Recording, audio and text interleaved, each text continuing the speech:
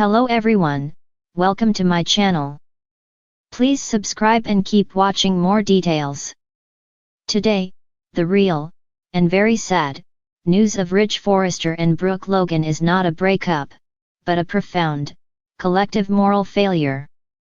It is the heartbreaking realization that after decades of claiming to be guided by destiny, their actions have become utterly undeserving of that hallowed term.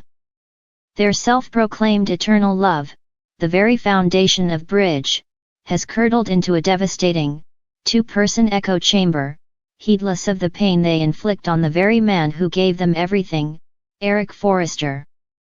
This is not the dramatic sadness of a love triangle, a passionate affair, or a tragic accident. No, this is the sorrow of two people so blinded by their own power and self-importance that they are actively crushing the spirit of their patriarch, driving a wedge into the very soul of Forrester creations. The grand betrayal, Eric's forced retirement.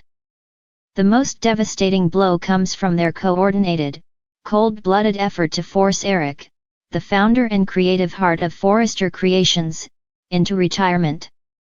The news is a shocking, almost unbelievable act of cruelty, wrapped in the saccharine lie of concern. Ridge, fueled by his need for total control and a genuine, but utterly misguided, fear for his father's recent, near-fatal health scare, has deemed Eric obsolete.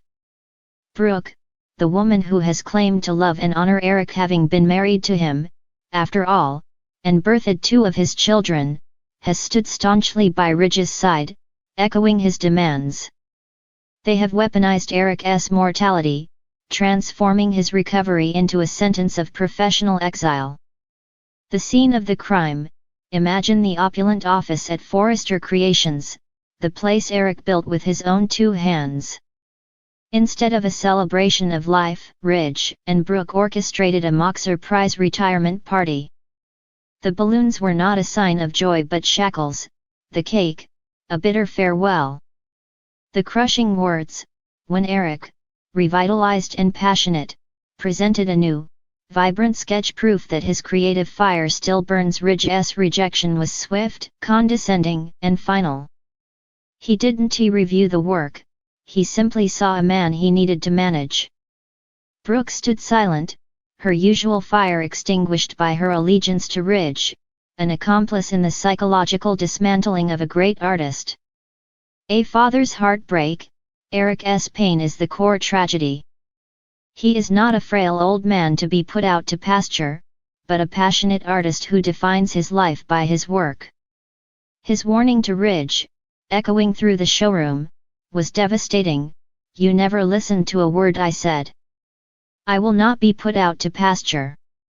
His son and his ex-wife have refused to see him as a creative genius, choosing instead to see him as a liability, a sad, sentimental footnote in the company's future. The isolation of the matriarch. The ripples of this Bridge ego trip don't stop at Eric. This sad news also extends to the rest of the Logan family, creating a profound, painful isolation for the very woman who built her identity on family unity, Brooke. Katie's disappointment. Brooke's own sister, Katie, recently faced professional humiliation when Ridge's regime decided to hire an external PR firm, essentially diminishing Katie's role at Forrester Creations. The irony is excruciating. Katie, hoping for a moment of sisterly solidarity, found Brooke's support hollow. Brooke's focus, as always, was solely on the status quo of her relationship with Ridge, prioritizing her destiny over her siblings' dignity. Katie's disappointment, the feeling of being utterly unsupported by the sister who should be her bedrock, is a quiet, yet deeply resonant, sorrow. The evasion of guilt, even in a moment of quiet reflection, as Brooke and Ridge reminisced on their past, the sadness was not in their past heartbreaks but in their present blindness. They congratulated themselves on overcoming drama, yet were actively causing the newest, deepest wound in the family. They remain in their bubble, incapable of seeing the monster their destiny has created, two entitled monarchs who believe their happiness justifies all pain. The audience's sorrow, a loss of hope. For the long-time viewer, the deepest sadness is the loss of hope in the couple themselves. They are the great love story, the constant against the ever-turning tide of Los Angeles drama. Their countless reunions were always a promise of a new beginning, a clean slate. But this latest iteration of Ridge and Brooke is fundamentally flawed.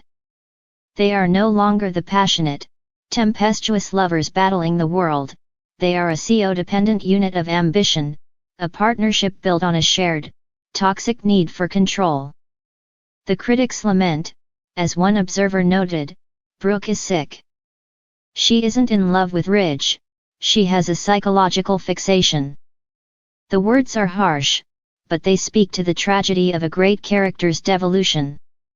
Brooke's decades-long pattern of exalting Ridge above her children, her family, and even her own self-respect has become a crushing weight. Her willingness to facilitate the emotional destruction of Eric to keep Ridge by her side is the ultimate sad news. It proves her addiction is stronger than her love. The unbearable stagnation, the constant back and forth, Ridge choosing Taylor, then immediately proposing to Brooke, then fighting with her, only to reconcile, has stopped being a thrilling, dramatic journey. It has become a depressing, predictable cycle. The true sadness is the narrative stagnation, the feeling that these characters are incapable of genuine growth, forever trapped in a revolving door of their own making. They are not growing older, they are merely repeating their worst mistakes with higher stakes. The looming shadow of regret. The worst part of this current, very sad news is the certainty of the future heartbreak, when Eric's struggle reaches its inevitable peak, when the strain of fighting his own family pushes him to the brink, or worse, the full weight of Ridge and Brooke's actions will crash down upon them. Brooke will likely be the first to break, to see the extent of the damage, and the pain will be compounded by the knowledge that she chose her husband over her father figure. Ridge, the spoiled prince, will face the horror of realizing he actively hastened his father's decline, all in the name of a controlling fear. Their great, destined love, which has always weathered the storm of outside rivals, is now consuming itself from the inside.